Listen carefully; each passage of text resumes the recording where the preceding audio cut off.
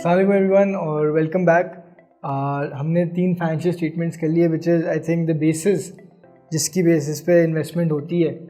अब फिर एक सवाल आता है, सही है कि एक कंपनी है, उसके फाइनेंशियल स्टेटमेंट्स देखे मैंने, प्रॉफिटेबल है, सही है, पैसा बना रही है, तो मैं क्या उसमें पैसा डाल दूँ? Is that good enough? बस ख़त्म, कुछ और देखना है?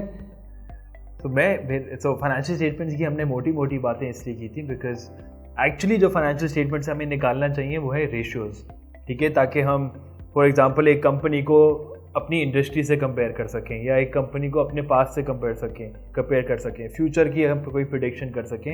इन सब चीज़ों के लिए रेशियोज़ ज़रूरी होते हैं। अब रेशियोज़ में अब थोड़ा बहुत तो इसका मतलब जो मैं समझा इससे कि अब मेरी कंपनी 10 रुपये कमा रही है, ठीक है, तो आपने अगर बैलेंस शीट देखी, आपको लगा यार हाँ पैसे कमा रही है, पैसे डाल लो, पर ऐसा हो सकता है कि मेरे कंपेटिटर की कंपनी 20 रुपये कमा रही है, इसीलिए रेशियोज से एक जगह इनको कर दें। बिल्कुल, और वो 20 रुपये भी कमा रही हो तो आपको खुद देखना है कि एज अ शेयर होल्डर आप कितने पैसे उसमें से कमा रहे हैं, ठीक है। 20 रुपये अगर कंपनी कमा रही है, उसके 20 शेयर हैं तो आपको 1 रुपया मिलेगा, ठीक है। अगर उसके 2 मिलियन शेयर हैं तो आपको उससे बहुत ही कम रुपए मिलेंगे। तो आपको थोड़ा बहुत इसको पर्सपेक्टिव में डालने के लिए रेशियोज़ यूज़ करने चाहिए। अगर मैं सबसे पहले रेशियोज़ से शुरू करूं, प्रॉफिटेबिलिटी की जो रेशियोज़ होते हैं जो लोगों को ज़्यादा आसानी से समझ में आते हैं, हमने इनकम स्टेटमेंट की पहले बात कर चुकी है, उसमें नेट प्रॉफिट की बात करी थी। तो अगर आप नेट प्रॉफिट को लें और उसको रेवेन्यू या सेल से डिवाइड करें तो आपको एक नेट प्रॉफिट मार्जिन आ जाती है, ठीक है। इसी चीज़ को आप रिटर्न ऑन सेल्स भी बोल सकते हैं। सो ROS लोगों को देखने को मिलेगा। इसी रिटर्न को मैं अपने एसेट्स जो बैलेंस शीट से होते हैं उससे डिवाइड कर दूं तो रिटर्न ऑन एसेट्स मिल जाता है।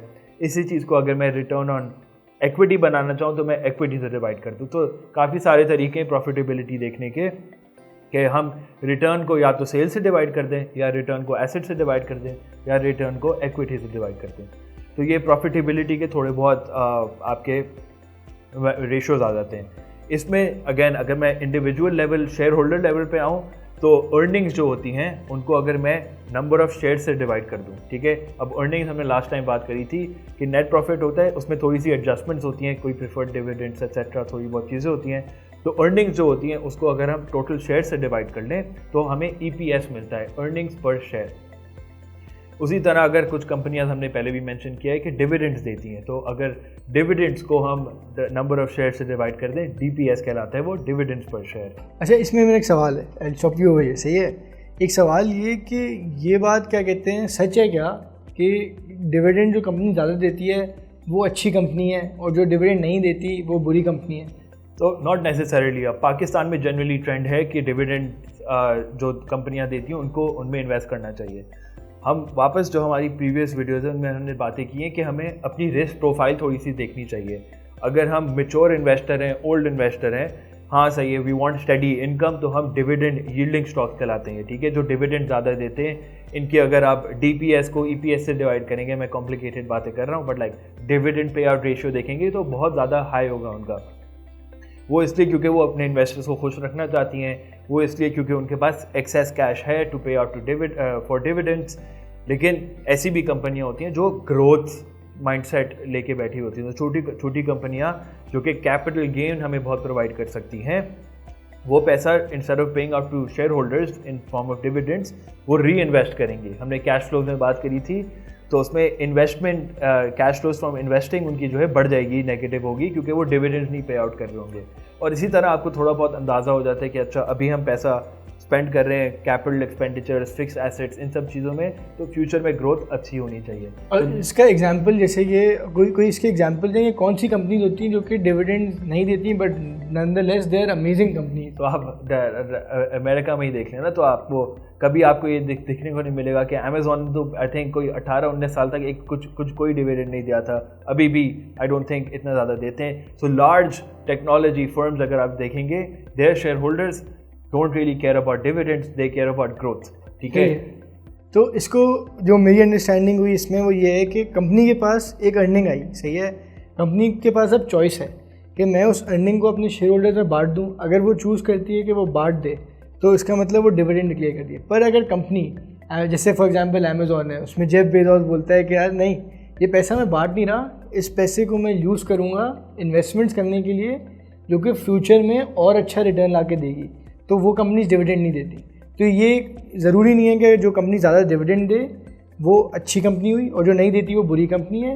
एट द सेम टाइम जो लोग क्या कहते हैं डिविडेंड स्टॉक्स के पीछे जाते हैं, उसके पीछे ये लॉजिक हो सकती है कि वो अपने, जो हमने जिस उस वीडियो में बात की थी कि वो अपने रिटायरमेंट एज है उस एज, वो उस एज में आगे उनको स्टेडी इनकम चाहिए।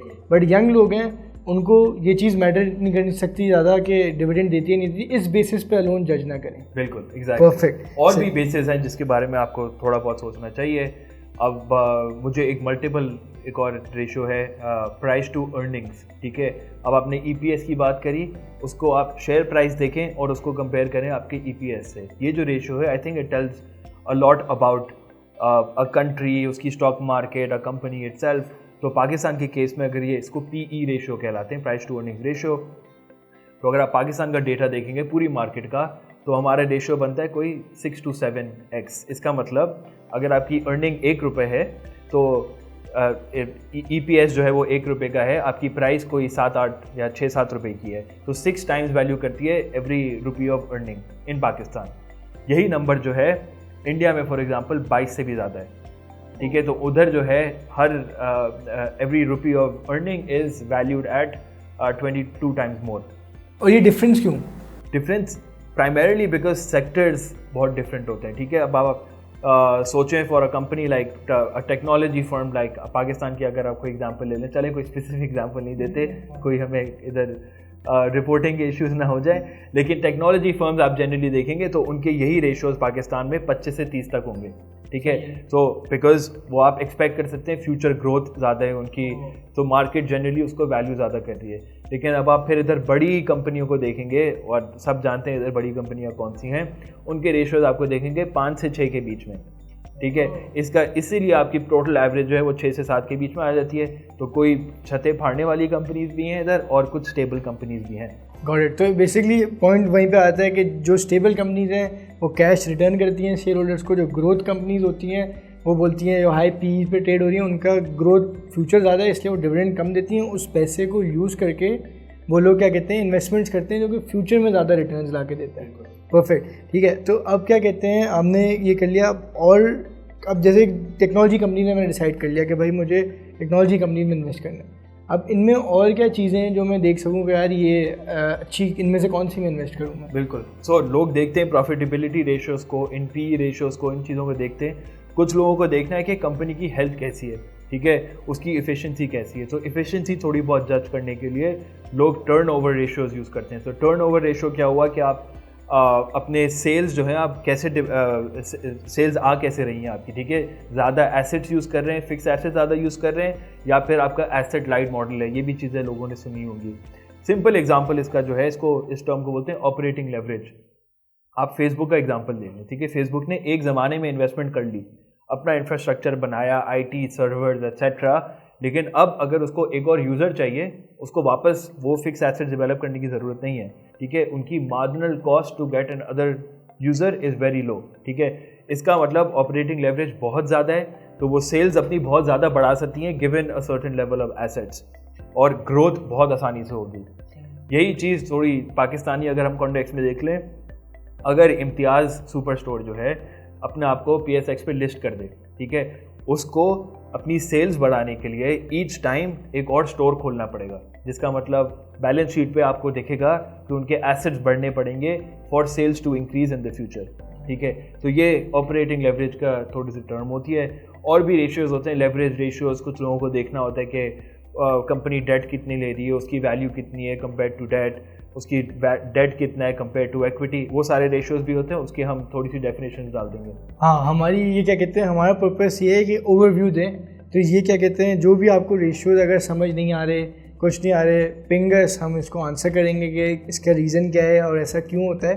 दैट सेड क्या कहते हैं, आई थिंक हमने फाइनेंशियल स्टेटमेंट्स कवर कर लिए एक कॉन्सेप्चुअली। आई होप आप लोग को समझ में आया हो ये, और नहीं भी आया तो will do it again, don't worry about, सही है। और उसके बाद हमने रेशियोज़ भी बना दिए कि यार इनको, इन स्टेटमेंट्स को यूज़ करके आप किस तरह बाकी अपनी कंपनीज़ को आपस में कंपेयर कर सकते हैं आप, ठीक है। और उसकी बेसिस पे बेसिकली आप इन्वेस्टमेंट्स करें अपनी इस थॉट प्रोसेस के थ्रू कि यार ये कंपनी अपने पीयर से इस तरह कंपेयर करती है, तो ऑन दैट नोट ये वीडियो हम ख़त्म करते हैं, सही है। We don't want to get to यानी कि हैवी, बहुत सारी चीज़ें ना कवर कर लें, बट हम कंटिन्यू करते रहेंगे वीडियोस और इंशाल्लाह वही again I retreat the goal कि आप जाके फिन पॉकेट पे स्टार्ट कर दें इन्वेस्टिंग, और ये हमारी रिस्पॉन्सिबिलिटी है आपको बेस इन्वेस्टर बनाना।